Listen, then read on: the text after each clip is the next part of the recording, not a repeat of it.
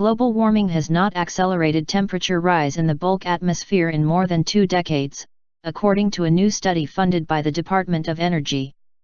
University of Alabama Huntsville climate scientists John Christie and Richard McNider found that by removing the climate effects of volcanic eruptions early on in the satellite temperature record, it showed virtually no change in the rate of warming since the early 1990s. We indicated 23 years ago in our 1994 Nature article that climate models had the atmosphere's sensitivity to CO2 much too high, Christie said in a statement.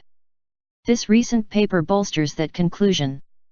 Christie and McNider found the rate of warming has been 0.096 degrees Celsius per decade after the removal of volcanic cooling in the early part of the record, which is essentially the same value we determined in 1994.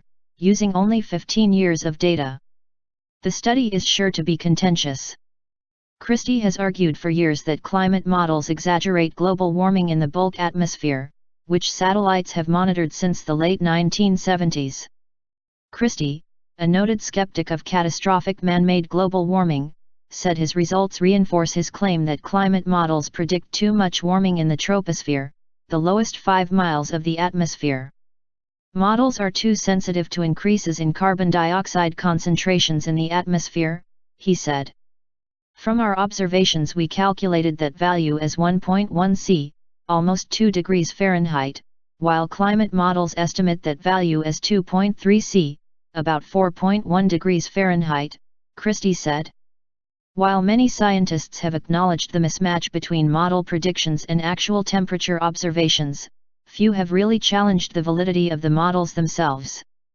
A recent study led by Lawrence Livermore National Laboratory climate scientist Ben Santer found that while the models ran hot, the overestimation was partly due to systematic deficiencies in some of the post-2000 external forcings used in the model simulations. Christie's removal of volcanic-driven cooling from satellite temperature data could also draw scrutiny. The study also removed El Niño and La Niña cycles, which are particularly pronounced in satellite records, but those cycles largely cancelled each other out, the CO authors said. Christie said his work shows that climate models need to be retooled to better reflect conditions in the actual climate, while policies based on previous climate model output and predictions might need to be reconsidered. 2 major volcanoes El Chichón in 1982 and Pinatubo in 1991 caused global average temperature to dip as a result of volcanic ash, soot, and debris reflecting sunlight back into space. Those eruptions meant there was more subsequent warming in the following years, making the rate of warming appear to be rising as a result of man-made emissions or other factors, Christie said. Those eruptions happened relatively early in our study period, which pushed down temperatures in the first part of the dataset, which caused the overall record to show an exaggerated warming trend, Christie said. While volcanic eruptions are natural events, it was the timing of these that had such a noticeable effect on the trend.